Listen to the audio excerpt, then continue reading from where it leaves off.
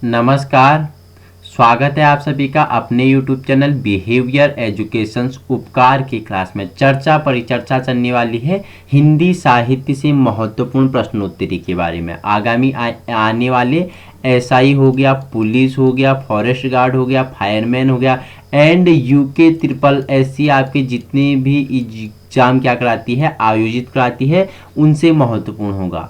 बस आपको जुड़ना है एक सकारात्मक ऊर्जा के साथ, एक पॉजिटिव एनर्जी के साथ जुड़ जाइए। कॉपी कलम उठा लीजिए, अपने हाथ से नोट्स आपको तैयार करने हैं। वही आपके लिए लड्डू साबित होगा, रामबाण साबित होगा, कहीं ना कहीं परीक्षा केंद्र में ब्रह्मास्त्र के रूप में कार्य करेगा। बाकी इस वीडियो की पीडीएफ मैं आपको टेलीग्राम ग्रुप में दे दूंगा। तो आइए प्रारंभ करते हैं आज की श्रृंखला। पढ़ लेते हैं जो हिंदी साहित्य के महत्वपूर्ण प्रश्न हैं उनके बारे में चर्चा परिचर्चा कर लेते हैं। प्रश्न नंबर पहला है, भारतेंदु युग में निकलने वाली पत्रिका युग्म है। ठीक है, ये चार ऑप्शन आपको दिए गए हैं, इसमें से आपको छांटना है कि भारतेंदु युग में कौन सी पत्रिका निकलती थी। ठीक है, ऑप्शन ए है आपका कवि वचन सुधा हिंदी प्रदीप। ठीक है, ऑप्शन बी है आपका सरस्वती माधुरी, ऑप्शन सी है आपका कल्पना ज्ञानोदय, ऑप्शन डी है आपका नवनीत कादम्बिनी। तो आपका बताओ मुझे, 3 सेकंड देता हूं। राइट आंसर क्या होगा कि भारतेंदु युग में कौन सी पत्रिका निकलती थी।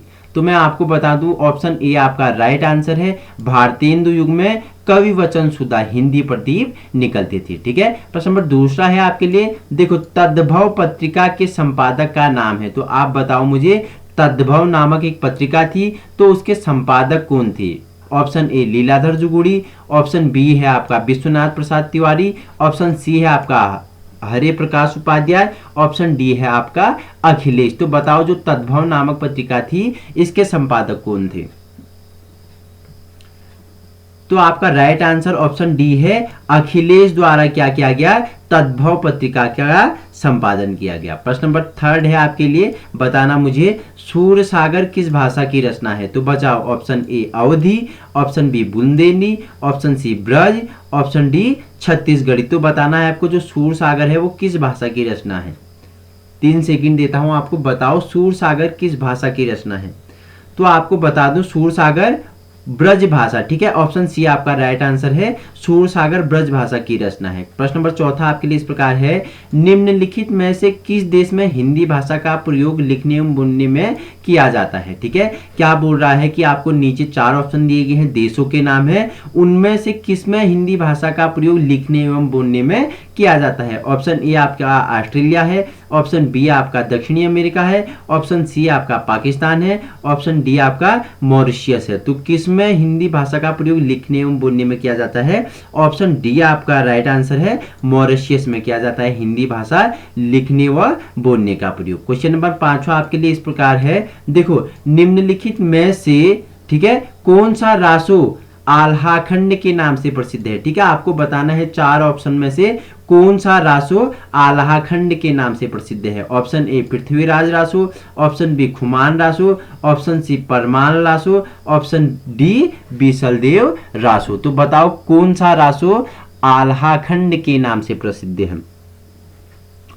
तो ऑप्शन सी आपका राइट है, परमाल रासो क्या है, आल्हाखंड रासो के नाम से प्रसिद्ध है। क्वेश्चन नंबर नेक्स्ट की ओर बढ़ते हैं। क्वेश्चन नंबर 6 है आपके लिए, निम्नलिखित में से किसको साहित्य अकादमी पुरस्कार मिला था। तो बताओ, option A Namvar Singh, option B Premchandra, option C Bharatendu Harishchandra, option D Suryakant Tripathi Nirala. ठीक है, तो बताओ किसे साहित्य अकादमी पुरस्कार मिला था। तो आपका राइट आंसर है ऑप्शन ए, नामवर सिंह को साहित्य अकादमी पुरस्कार मिला था। क्वेश्चन नेक्स्ट है आपके लिए 7वां, निम्नलिखित में से कौन सा अष्टछाप का कवि है। तो देखो 4 ऑप्शन दिए गए हैं, इसमें से बताओ कि कौन अष्टछाप कवि है। तो बताना है आपको, option A Mirabai, option B Surdas, option C Raskhan, option D Vidyapati. तो 7वां का आंसर लगाओ।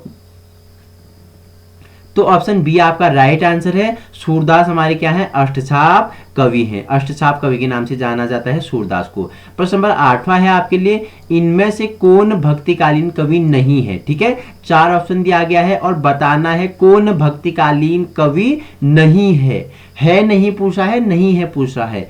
Option A Surdas, option B Kabirdas, option C Tulsidas, option D Bihari. तो बताओ कौन भक्तिकालीन कवि नहीं है। तो आपको बता दूं बिहारी क्या नहीं है, भक्तिकालीन कवि नहीं है। बाकी कबीरदास, सूरदास और तुलसीदास क्या है, भक्तिकालीन कवि हैं। बिहारी हमारे भक्तिकालीन कवि नहीं है। प्रश्न नंबर 9 है आपके लिए, हिंदी भाषा का प्रथम प्रमाणिक ग्रंथ कौन सा है? तो बताओ 4 ऑप्शन से। पहला ए है आपका रामलला नहुस है, ठीक है। दूसरा है पृथ्वीराज रासो, तीसरा है आल्हा उदय है, चौथा है सतसही। तो हिंदी भाषा का प्रथम जो प्रमाणिक ग्रंथ है वो कौन सा है? तो कौन सा है? ऑप्शन बी आपका राइट आंसर है, पृथ्वीराज रासो हिंदी भाषा का प्रथम प्रमाणिक ग्रंथ है। किसके द्वारा रचित है पृथ्वीराज रासो? बताओ मुझे। चंदर बरदाई द्वारा रचित है पृथ्वीराज रासो, ठीक है। क्वेश्चन नेक्स्ट है आपके लिए 10, हिंदी भाषा की कितनी विख्यात बोलियां हैं? तो आपको पता होना चाहिए हिंदी भाषा की क्या 5 विख्यात बोलियां हैं, ठीक है, याद रखना। क्वेश्चन नंबर 11 है आपके लिए, निम्नलिखित में से कौन सा हिंदी साहित्य का काल विभाजन नहीं है? बताओ क्या पूछ रहा है, 4 ऑप्शन दिए गए हैं, उनमें से पूछा है हिंदी साहित्य का काल विभाजन नहीं है। ऑप्शन ए भक्ति काल, ऑप्शन बी रीति काल, ऑप्शन सी संयुक्त काल, ऑप्शन डी आधुनिक काल। तो 11 का आंसर लगाएंगे क्या है? तो बता दूं मैं आपको क्या है, ऑप्शन सी आपका राइट आंसर है। संयुक्त काल क्या है, हिंदी साहित्य काल का विभाजन काल नहीं है। क्वेश्चन नेक्स्ट है, बार बार इंपोर्टेंट है, VIMP है, सुमित्रानंदन पंत को किस रचना के लिए ज्ञानपीठ पुरस्कार मिला? तो बताना है, इजी है, मैंने बहुत सीरीज में आपको बता दिया। Option A Lokayatan, option B Yugvani, option C Chidambara, option D Swarndhuri. तो सुमित्रानंदन जिनको किस नाम से जाना जाता था, जिनका उपनाम था प्रकृति के चितेर कवि, ठीक है, सुकुमार कवि, किसे जाना जाता है? सुमित्रानंदन पंत, ठीक है। कौसानी में इनका जन्म हुआ था। इन्हें चिदम्बरा के लिए सर्वप्रथम ज्ञानपीठ पुरस्कार मिला था। कब मिला था? 1968। पंत कितने के हो गए? 1968 के हो गए। तो चिदम्बरा के लिए ज्ञानपीठ पुरस्कार किसे मिला था? सुमित्रानंदन पंत। प्रकृति के चितेरे कवि या सुकुमार कवि। प्रश्न नंबर 13 है आपके लिए, ब्रजभाषा का विकास किस अपभ्रंश में हुआ है? तो बताना है आपको ब्रज भाषा का विकास किस अपभ्रंश में हुआ है। एक पेचासी, बी मागधी, सी अर्धमागधी, डी आपका शोरसानी। तो 13वां का आंसर लगाएंगे बच्चे। तो जो क्या है ब्रज भाषा का विकास है वो ऑप्शन डी आपका राइट आंसर है। उसका विकास शोरसैनी में हुआ है, ठीक है, शोरसैनी अपभ्रंश में हुआ है। प्रश्न नंबर नेक्स्ट है आपके लिए, देखो पृथ्वीराज रासो किस काल की रचना है? ठीक है, पृथ्वीराज रासो हिंदी साहित्य की प्रथम प्रमाणिक ग्रंथ है। पृथ्वीराज रासो किसके द्वारा रचित है? चंदर बरदाई द्वारा रचित है। अब पूछ रहा है किस काल की रचना है? तो ऑप्शन ए आपका राइट आंसर है, तो आदिकाल की रचना है। प्रश्न नंबर 15 है आपके लिए, दिए गए विकल्पों में से निर्गुण भक्ति काव्य के कवि कौन है? देखो 4 विकल्प दिए गए हैं, आपको ढूंढना है क्या निर्गुण भक्ति काव्य के प्रमुख कवि कौन थे? Option A Surdas, option B Kabirdas, option C Tulsidas, option D Keshavdas. तो कौन है हमारे भक्ति काव्य के प्रमुख कवि?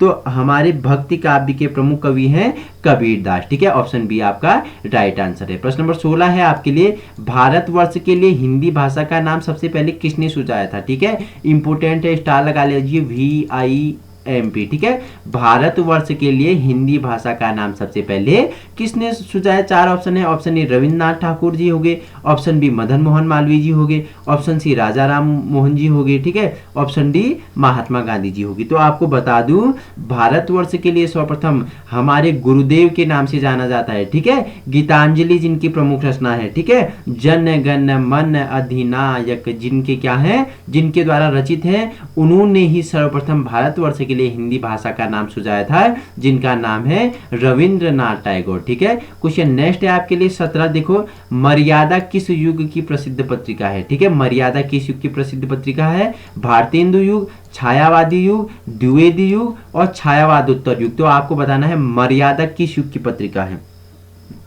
तो आपको बता दूं मर्यादा द्विवेदी युग की क्या है, पत्रिका है, जिसमें रामधारी सिंह दिनकर हो गए, ठीक है, अयोध्या सिंह उपाध्याय हो गए, मैथिली शरण गुप्त हो गए, महावीर प्रसाद स्वामी हो गए, जो यही क्या है द्विवेदी युग के कवि हैं। और मर्यादा भी क्या द्विवेदी युग की पत्रिका है। ठीक है, क्वेश्चन नेक्स्ट है आपके लिए 18, ज्यादातर भारतीय भाषाओं का विकास किस लिपि में हुआ है? तो बताना अधिकतर भारतीय भाषाओं का जो विकास है किस लिपि में हुआ? शारदा लिपि, नेक्स्ट है कुटिल लिपि, खरोष्ठी लिपि या ब्राह्मी लिपि। 18 का आंसर बताएंगे। तो मैं आपको बता दूं अधिकतर भारतीय भाषाओं का विकास किस में हुआ? ब्राह्मी लिपि में हुआ। ऑप्शन डी आपका राइट आंसर है, ब्राह्मी लिपि। क्वेश्चन नेक्स्ट है आपके लिए 19 क्या पूछ रहा है? भारूपीय शब्द किस भाषा से संबंधित है? Option A Sanskrit, option B लौकिक Sanskrit, option C Hindi, option D Angrezi. जो भारूपीय शब्द है किस भाषा से संबंधित है? तो आपको बता दूं हिंदी भाषा से क्या है? संबंधित है। ठीक है, हिंदी हमारी मातृभाषा है,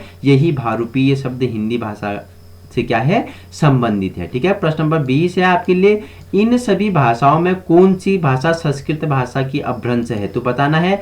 option A Khadi Boli, option B Pali, option C Telugu, option D Braj Bhasha. तो कौन सी भाषा संस्कृत भाषा की अपभ्रंश है? बताओ ऑप्शन बी का राइट आंसर क्या होगा? तो ऑप्शन बी का राइट आंसर आपके लिए क्या होगा? पाली भाषा। ठीक है, पाली भाषा। ठीक है, क्वेश्चन नंबर 20 का क्या पता है कि इन सभी भाषाओं में कौन सी भाषा संस्कृत भाषा में है? तो पाली। ठीक है, संस्कृत भाषा की अपभ्रंश कौन सी है? पाली है। तो आज 20 क्वेश्चन कंप्लीट हो गए। फिर नेक्स्ट सीरीज आपके लिए होगा, वो भी VIMP होगा। अगर आपको इसी प्रकार की वीडियो चाहिए, आप हमारे यूट्यूब चैनल बिहेवियर एजुकेशन उपकार पे संलग्न हो सकते हो। वहीं फेसबुक में ग्रुप है बिहेवियर एजुकेशन उपकार, वहां भी संलग्न हो सकते हो। और टेलीग्राम लिंक मैं डिस्क्रिप्शन में डाल दूंगा, जहां आपको इस वीडियो की PDF अवेलेबल हो जाएगी। Thank you so much.